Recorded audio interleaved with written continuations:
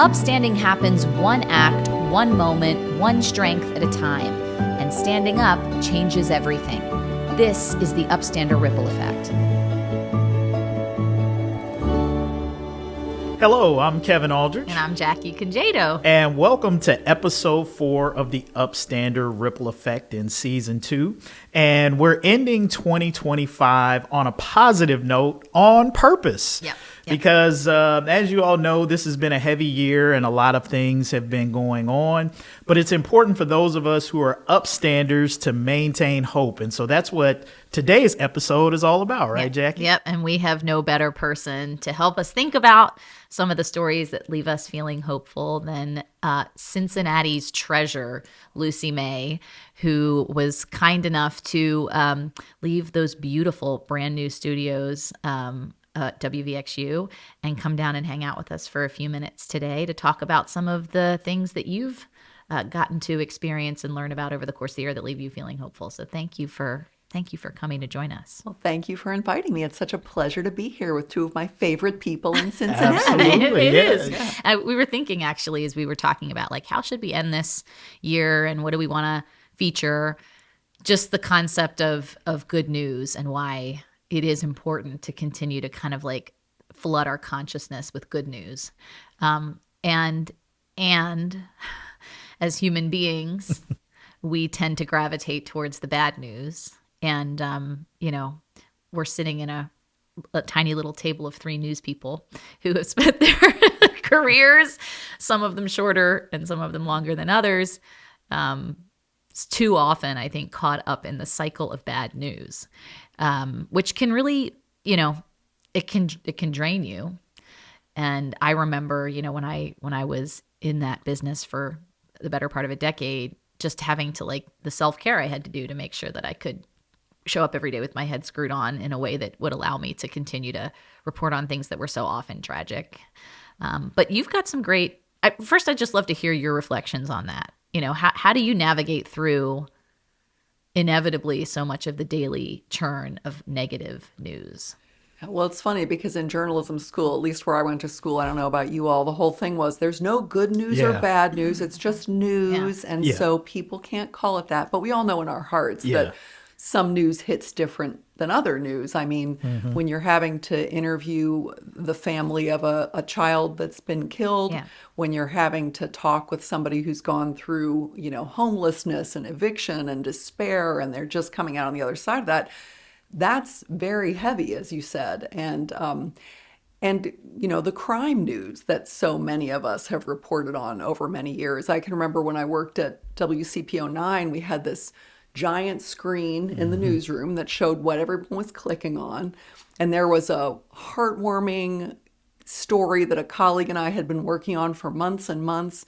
And at the early in the morning, it was kind of up there. And I thought, oh, people are clicking on that. And then some awful crime headline surfaced, and that rocketed to the top. And you can see 10,000 people, 20,000 people, 30,000 people. And that's what people were drawn to. As you said, it's human nature. And I think I consider myself an optimist. So I think if you lead people and let them know where to find the stories that they think they're looking for, that give them hope and talk about the best of humanity, I think people can get there. But with all the algorithms and social media and stuff, people are they get trapped in this kind of cycle of awful, negative, despair-filled news. And so I think we really have to work hard to resist that and show the social media what we really want to read and force them to make the algorithm serve it to us. That's serve right. us more of That's this. right. Yeah, I agree with you, Lucy. And you said exactly what I was thinking. Like, as journalists, we're sort of taught that,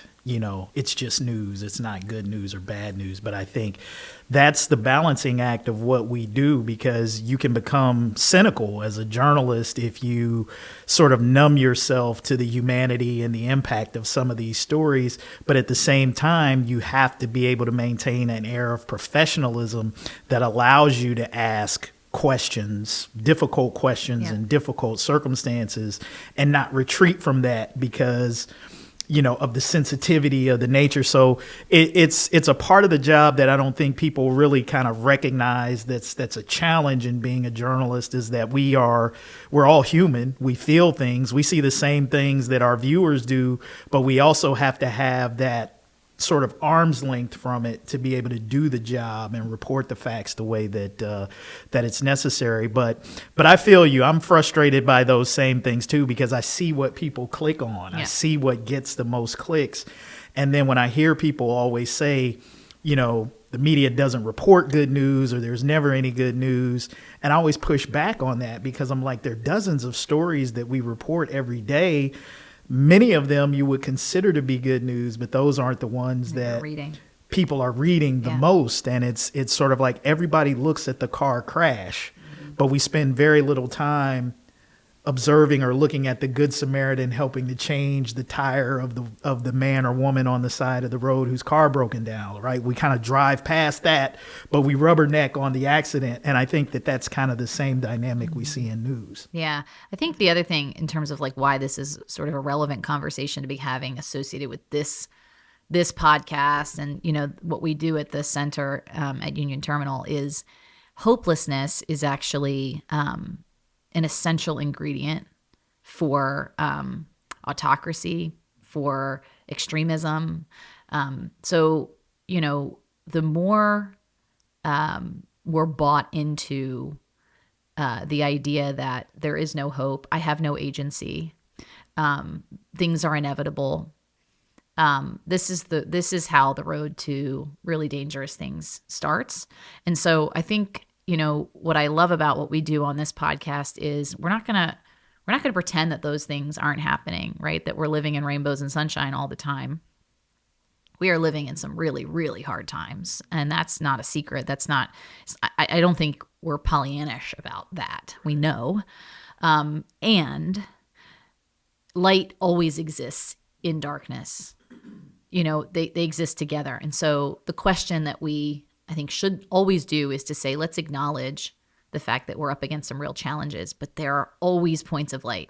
There are always points of light in that, and those points of light provide us sort of an avenue to be hopeful, which is, in challenging times, an audacious act to be hopeful. It's like takes a lot of courage. So, I think some people are like, kumbaya, like you guys over there just singing your songs about upstanders. Meanwhile, the world's going, like burning down. But we see it, and we have the audacity to say there are people in every moment who are choosing positive humanity, who are choosing the right thing, and are making a choice to be hopeful, which is a really brave thing to do. I also think that we tend to overlook how much light there is. Yeah.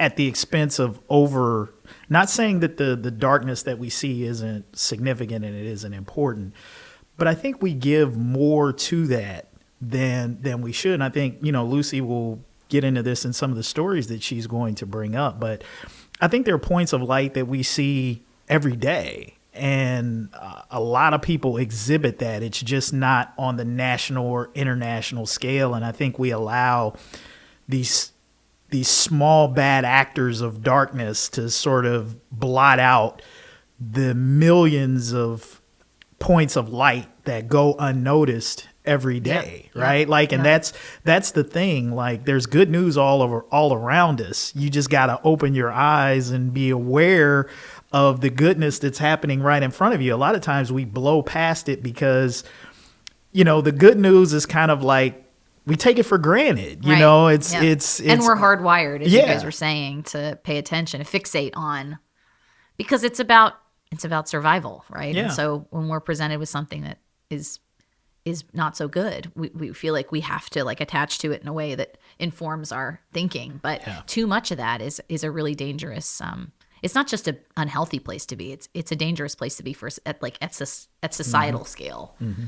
So I didn't mean to interrupt you, Kevin. No, that's fine. That's it. I think, we can talk about this as we get into some of the stories, and I can just expound on some of those thoughts. But I think that that's the case. I reflect on that in my own life in terms of I have way more good things that happen in the course of a day than the bad things. But it's the one bad thing that you tend to fixate on, because there's kind of this expectation that we have, whether we articulate it or not, that like everything is supposed to go our way all the time. Like 10 out of 10 times we're supposed to win, and life isn't like that. If you win 8 out of 10 times, that's a good day. Exactly. That's a good day. I mean, like, 8 out of 10 wins, that's a great day I'm counting like 5s and 6 on days. But even that, if you're shooting 50%, like that's not bad, and I get there are some people who are in, tough positions where, they're struggling, or life has dealt them, a series of blows where it might not feel like they're winning a whole lot.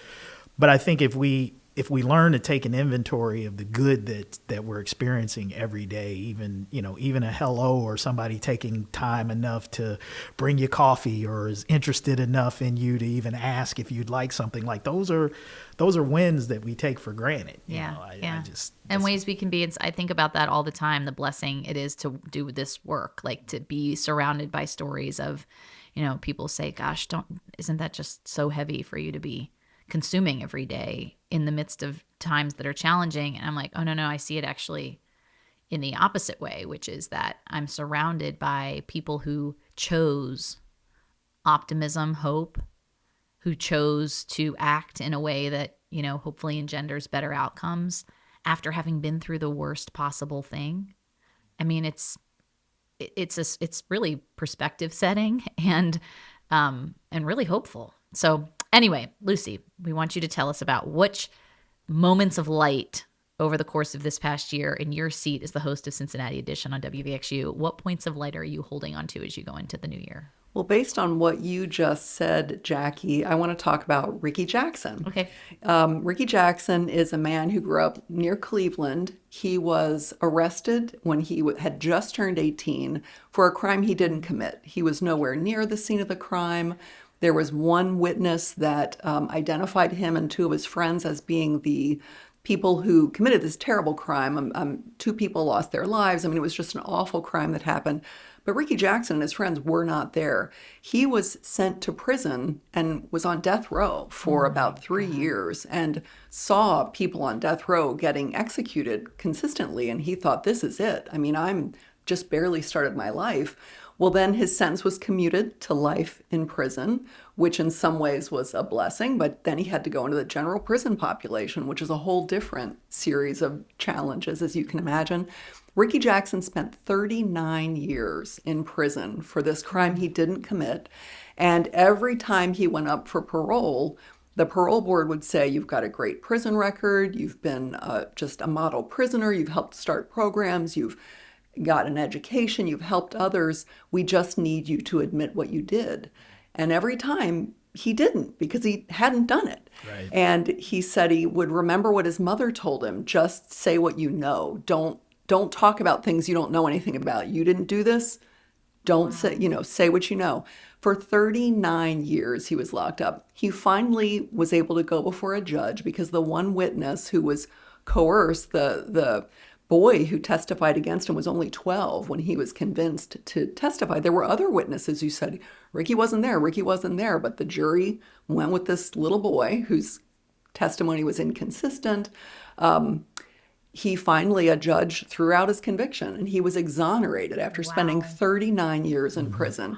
There's a documentary called Lovely Jackson that's now streaming on Amazon Prime.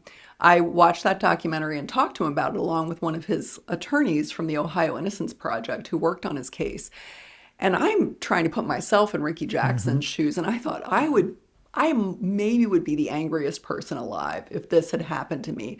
And Ricky Jackson is just the most grateful, optimistic person. He spent the rest of his teenage years, his 20s, his 30s, his 40s, I mean, part of his 50s in prison. And now he's free. He ended up getting married. Wow. He has a baby daughter. He has stepchildren. He is just soaking in every drop of his life that he finally has. Everything he dreamed about in prison, he finally has. His mother died while he was in prison. He didn't get to go to her funeral. All these things happened. He kind of lost touch with his family. I mean, he missed so much of life. And I just asked him, how did you get through this without losing your mind, you know? And he said, oh, I think you'd be surprised at what you can endure. You know, I mean, you just put one foot in front of the other. He said every so often, my little trick was if I was getting down and thinking too much about it, I'd put a pebble in my shoe and walk around the prison yard. And it would just give me something else to think about. And he said, now I'm just so happy to be free. And I was just so inspired by this man's embrace of life. In the documentary, he forgives the man who testified against him. He introduces this man to his baby daughter. And it's this loving, beautiful scene, just the amount of forgiveness he had. Right after the court hearing, there's a video of him saying, he was in a really tough position as a kid. You're all looking at him as a grown man. I was looking at him as a 12-year-old boy. I understood what was going on. I mean, just the ability to embrace the life he has now and let go of the anger and bitterness that he must have felt, I just think is so inspiring. And you're talking about people who've been through some of the worst things they can possibly go through and just decide to move forward and do wonderful things with their life. And it was just incredible. A pleasure. Yeah. I mean, that feels, I'm putting myself in the shoes of like our survivors. And, you know, we never want to compare one thing to another. Hardships are hardships. They stand on their own. But this is I think so similar in the way that people who, you know, experience this kind of sort of life altering adversity, either it consumes them or it actually sort of like turbocharges their sense of gratitude, their, you know, sense of obligation to want to contribute. It sounds like for Ricky, I mean, this was like, talk about the level of perspective he had. Yeah. You know, he's like, are you kidding me? I'm a free person. I can be out here in the world. I can do what I want to do. Like that was stolen from me for so many years. And instead of letting that be a reason for him to feel bitter, or resentful, he's using that as a reason for gratitude and perspective. That is like very powerful. Well, I think the word that she used is forgiveness. And again, I do this for our producer, Ann, you know, putting on my clergy hat. You know, that love it when you put your clergy hat on. But that's sort of the essence and the freeing power of forgiveness, because if he hangs on to his bitterness and his anger and sense of injustice because of what's done to him, he's still in prison. He's not in a prison physically, but he's in a prison psychologically and emotionally. And I think he made the decision that now that I'm free, I'm going to be truly free by letting this go and not wasting any more of the life that I have left dealing with this. And I think it's a lesson that we could all learn from. I think it's a lesson we can learn from as a country, because we have so much difficulty letting go of injustices or wrongs that have been perpetrated against us individually or whatever group or whatnot that we feel like we're a part of, that it becomes impossible for us to move forward in a productive way because we're shackled by the past. And I think that that's the inspiring thing about Ricky's story is that if we could all just learn to channel. And the interesting thing is I remember this story and I remember being angry reading it. And I'm saying to myself, why am I more angry than Ricky is? Yeah. Like, this guy's learned he's not mad at all. He's living his best life. And here I am. It hasn't even happened to me. Yeah. But the sense of injustice is so. The sense of injustice is so strong. And it's not putting that aside. Like, you're not saying that the injustice doesn't matter. To forgive it in that way. Right. But it's like, I'm no longer going to be held prisoner by this situation. That's the thing that I think, you know, we can all learn from Ricky, and I think it's a great gift that his story imparts to all of us. Yeah, totally. I mean, the other thing I would add about this is I love what you shared about how, you know, he'd come before the parole board and he refused. I think that sometimes when I think about like our survivors and, you know, the sense of guilt that comes with surviving some kind of an atrocity, it's interesting that, you know, that was his attempt to hold on to his own humanity and integrity and identity. And I think about in the midst of essentially being dehumanized, right? Being being treated in a way that doesn't reflect who you actually are or what you've done, that you really, this was an injustice of the purest kind, that you didn't do anything to deserve this. When people are in those situations where they find themselves, at the hands of a massive injustice like that, I just hear this in all of our survivor stories, like the attempts throughout to try and hold on to your own identity, to not allow what's happening to you to convince you of your own lack of self-worth. You know what I mean? Redefine you. Yeah, to redefine you. Exactly. And I think that is like, gosh, the audacity to do that, to be able to say time and time again, freedom is right there. But you know what? It's so important to me that I not lose sight of who I am. I mean, in the case of this, in the case of our survivors, there were fewer choices, but it's so inspiring to hear these stories of people who have been through what would make us mad at just a glance or a read. Yeah. And they managed to come out of it with more hope and more gratitude and more perspective and more forgiveness than I can figure out how to muster when, my coffee isn't the way I want it. So I bet you do better than that. Some days are better than others. No. I am being somewhat facetious there, but it is really inspiring. Yeah, I think one of the things that Lucy said that he said in his interview, I think, is to your point of what you're saying. I think we all have it in us. It's just a lot of times circumstances, we're not in the sort of the circumstances that forces us to confront the better part of ourselves that make us tap into that. He's like, you're surprised at what you're able to do given certain situations and certain circumstances. And I think that's true for most of us. We don't really press ourselves, I think, in everyday life to be the best version of ourselves. Yeah, we right. tend to be the version that we can get away with on a given day. Only so good as we can get away with. And I think when you're in circumstances like he's in, that really forces you to tap into the part of your spirit, your brain, your psyche, character strengths. That normally we're just kind of cool with letting it pass by. I don't really have to do that. He didn't have that option. Well, it becomes entangled in your own survival, absolutely. Right? It's like the survival of your own self-worth and humanity is wrapped up in your ability to endure. Yeah. And this whole concept, I've talked a number of times on this podcast about Viktor Frankl and his whole field. He was a survivor who went on to write an incredible book, Man's Search for Meaning, about how to, and that there is meaning in endurance. And there are certain situations where you can't change what's happening to you, but you can control how you respond to it and what you do with it, and that is meaningful. Like, there is meaning to be derived from that. And I just think that's all part of what we're talking about. All right, I know you need to run. Give us maybe one more just to kind of close out with. Well, and what you just said, I think, is a perfect segue. There you go. You can't was control not on purpose, but I'll take it. What's happening around you, but you can control how you react to it. We very recently talked to some neighbors who decided to provide food assistance to other neighbors when SNAP benefits were on hold. And this program started, I know the Inquirer has covered it too, called Grocery Buddies.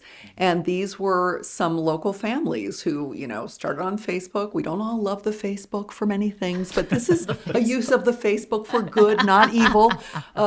They were on the Facebook neighborhood group and said, what can I do? My family, we're okay. We're going to have enough food, and we have more than enough. And I want to be able to help families who are struggling right now. And they formed this group, Grocery Buddies, and we talked to some volunteers who sent gift cards to families, grocery store gift cards on a regular basis. Other people went and shopped for neighbors, said, give me your list, I'll go get it and bring it to you, or let's go to the store together, pick what you want, and I'll get it for you. And these are relationships that went on for weeks and months. And of course, it helped the families who needed the food, as you can imagine. But the people who volunteered said it also helped them. And it wasn't this kind of savior complex, like I'm helping kind of thing, which is, of course, they could feel good about that. But they also, it was like there's good in humanity. Look, Yeah. I'm not the only one who wants to help. Look at all these people who want to step forward and help neighbors and maybe meet neighbors that we didn't know, forge relationships with other families that we didn't have before. And all of a sudden, in a time that feels very dark and hopeless, they're finding hope in the humanity of others, not just what they're doing, but what they see communities doing to help. And even after SNAP benefits resumed, a lot of families are still having trouble, and the grocery buddies we talked to said, we're still in it. We're going to stay with it as long as we can. As long as I can afford to help, I'm going to help, because I've now built relationships with these families. It's important to them, but it also helps me see the good in our neighborhoods, the good people who want to make a difference. And I thought that was really inspiring too. Yeah, it's incredible. And I always feel this way, like at this time of year, or even hearing stories like that.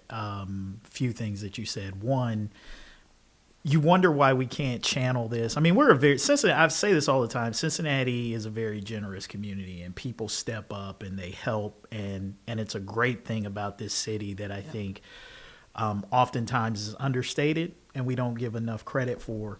But I think the sustainability of that is what I think, like most people, I think we get very generous around this time of year, and we want to help and we want to do, or when we hear people SNAP benefits. But it's that relationship that you talk about. It's like, how well do we know our neighbors, right? How well do we know the people around us? How interested are those of us who have it to give, willing to be able to help people and not stand in judgment of them or not have the savior complex, but recognize that, people struggle, stuff happens, and let me get to know somebody's story or get to know them, so I don't think of them as like a welfare queen or a lazy, shiftless person who doesn't want to go and get a job. A lot of these stereotypes that we assign to people when the politics of these types of discussions come in, because I think most people at heart are kind of very generous and want to help people if they kind of have relationship with you. If they know you, they'll want to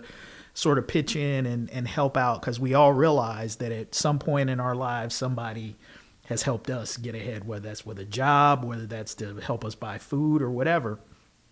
And so I just wish that we could channel that spirit, not just in times when SNAP benefits are cut off or when the holidays come around. Like, how do we generate and create grocery buddies who are active, like every day in every neighborhood, in every community. And I think that's what I'd love to be able to figure out, like, what is the secret sauce to get us to all kind of recognize that, $15 to $25 gift card might not mean much to you or me, but it could mean a tremendous difference to our neighbor or somebody else where it could, be a kind of a life-changing thing. Yeah. I mean, I'm thinking about the ripple effect and the fact that, who started this? It was one person who said, geez, this is this massive issue happening on a national scale. And I can either choose to feel completely powerless, like I have no agency, and lament it, or I can just say, what's one more thing I can do? Yeah. What's one more thing? Just one. And maybe it's a gift card for a family. Well, the ripple effect of that intentional action to reach out, to help, to post something on Facebook, recruited a whole neighborhood and then a whole movement around wanting to do this. And now there's relationships that will sustain that. So, we talk about this sometimes, like you can't look back. You can't know in the moment how those ripple effects are going to ripple outwards and affect change. We know in hindsight, in stories from history, that I always think of Frank Gerson, who started the Free Store Food Bank. Yeah. Like, Frank didn't wake up one day and say, I want to start a food bank. Frank just woke up one day and said, in my job as, as a sanitation worker for the city, there's some stuff I'm throwing out that some people in my neighborhood could use. Yeah. So it's about I think it really is about knowing that, to save one person is to save the world. To do one thing, one more thing, is the question we should be asking ourselves. Well, that was really wonderful. Thank you for just coming and gifting us these nuggets of hope and goodwill, and and keep doing what you're doing. Yeah, we need to absolutely. be able to have spaces where we can talk about these kinds of things, because this is what leaves us feeling like what we do matters, because it does. And I just want to say, as a former coworker and longtime colleague with Lucy, thank you for everything you do in Cincinnati. You are indeed a gem and an important part of the media landscape, and how you handle things with such professionalism and grace, from whether it was newspapers to WVXU and what you're doing now.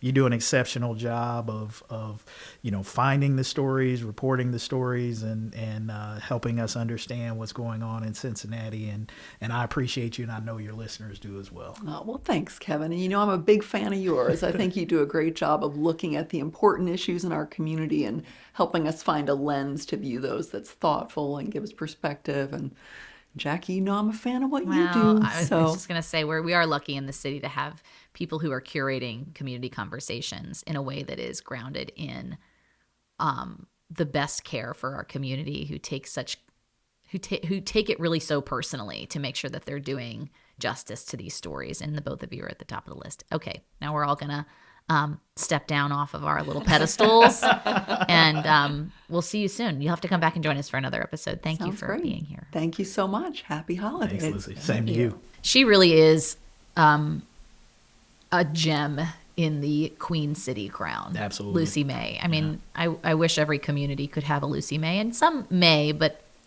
no pun intended there.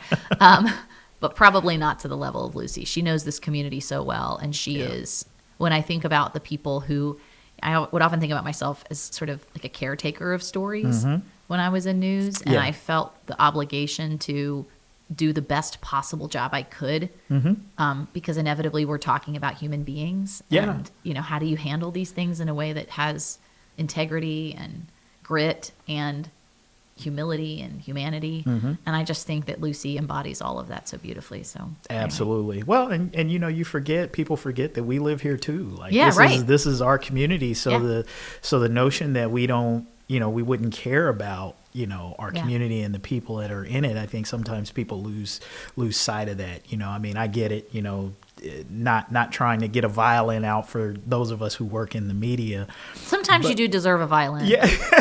I mean, look, it's tough all around. Yeah, it is. But I do think perspective, is important sometimes. Yeah, it's true. And it's those of us who care about the job and care about doing it the right way, definitely feel like what you just said, that we're caretakers of the community and all of the people in it. And we try to bring forth, tough conversations, not to create controversy sometimes, but to challenge us to be better. Move us forward. Yeah. Absolutely. So on that note, why don't you share, and then I'll share one piece that leaves us feeling hopeful, or something over the past year that we can reflect on with that level of joy and gratitude as we close out this episode. Yeah, I think for me, it's tough to pinpoint like one particular thing. That's a good thing. I think there are a lot of things that I see, and I'll just take it from, the perspective of what I do in the news. And like, let's just take bad news, for example. What I tend to focus on is not necessarily what happens, but what happens in response to those things. And the thing that you sort of see time and again are people rallying, communities rallying when there are injustices, people not sitting back and not just taking it, but continuing to speak up, to gather, to come to the defense of. We have a word for that. Yeah, upstanders. Exactly.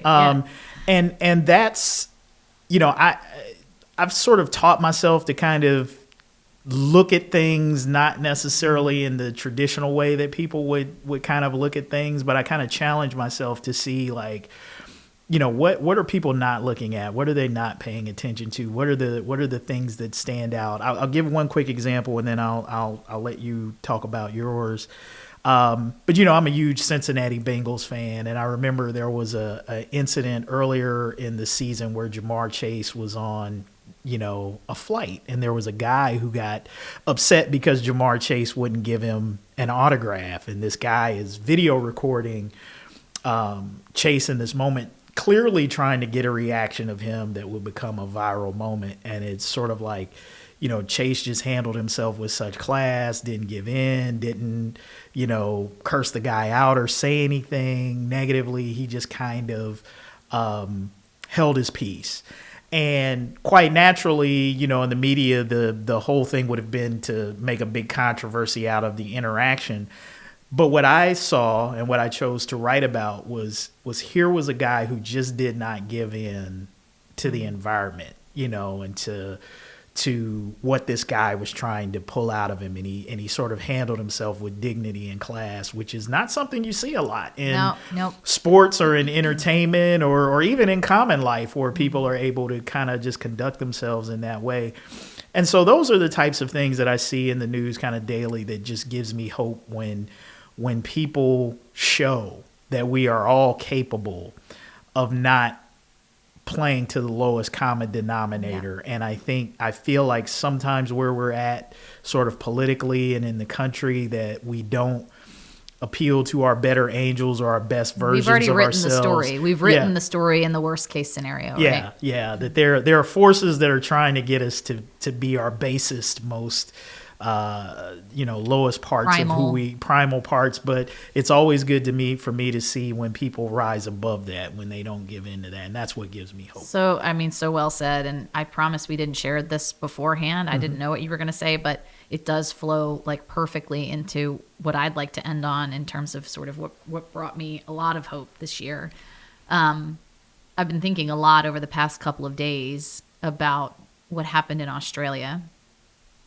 And this was, for those who haven't seen, or at this point, well, when they're listening, will not have seen the news. There was two gunmen, it sounds like, who went on a killing rampage at a Hanukkah celebration on the beach in Sydney on the first night of Hanukkah, and killed a lot of people and wounded many more. And you know, Hanukkah is the festival of light. Hanukkah is all about the audacity to believe.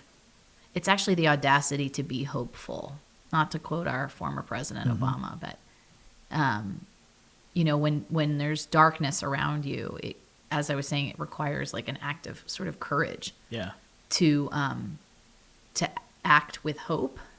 And the Hanukkah story is this, we talk about it as this miracle of the oil that was only supposed to last for one night lasted for 8 nights. But really, I think the miracle is that some human being had the audacity to light the candle. Yeah. Because the facts were that it was not going to burn for 8 days. The facts were it was only going to burn for 1 day. That was what was left in the vial, right? And he said, he or she, I'm forgetting who in the biblical history actually kindled that light, but the candle was lit by a human being. The oil was lit by a human being, knowing that this was not enough, and still the audacity to light the flame. Yes, that in my mind is really important. It's like, and I translate that today as when the facts around us seem dark. What you're talking about, looking for the helpers. Looking for the one thing, looking to ourselves to be a helper, the one thing we can do, even though it feels like, why would I bother? The facts are otherwise, or I've written the narrative already about how this is going to go and it's not going to matter. Yeah. Those acts of courage to kindle light when the facts tell you otherwise, there's some magic energy that comes along with that. And that, I mean, you and I probably have different language for that, given our different faith traditions. Sure. But the idea that paves the way for miracles, I really believe in that. Absolutely. And I think, in keeping with that, what happened in Sydney was horrific. And, what you said about look for the helpers, the fact that in the midst of all of this, and there's video of this, a Muslim man literally took out one of these shooters, grabbed the gun away from him, tackled him. People are good. People are making decisions to act in goodness. And it's important that we don't, that we, of course, address the threat, that we, of course, grieve the loss, that we, of course, hold the weight of that atrocity, horrible act. And we don't excuse it. But I think that there is a power in choosing to see the light in darkness, and choosing to light the candle. even though you know that there's only enough. The facts tell you that it's not going to be enough. Sure. The facts tell you that this inevitably will not make the bad go away, right? Yeah. But it's when we do that opportunity opens for great things to happen. Absolutely. I think that's such a great, point. And I think what hope and faith bring is you recognize that there's a gap between the light and the darkness, or the lighting of the candle and knowing that you don't have enough. That's where hope and faith come in that gap, in terms of how things look, the reality of what it is, but the possibility of miracles or changes or things that happen. I mean, we've talked about hope sometimes in general, and sometimes on this program as being something that's Pollyannish, right? Like hope is this sort of like this ridiculous notion. But the reality is that we would not get out of the bed every day without hope. There's no action that we would take or do without hope.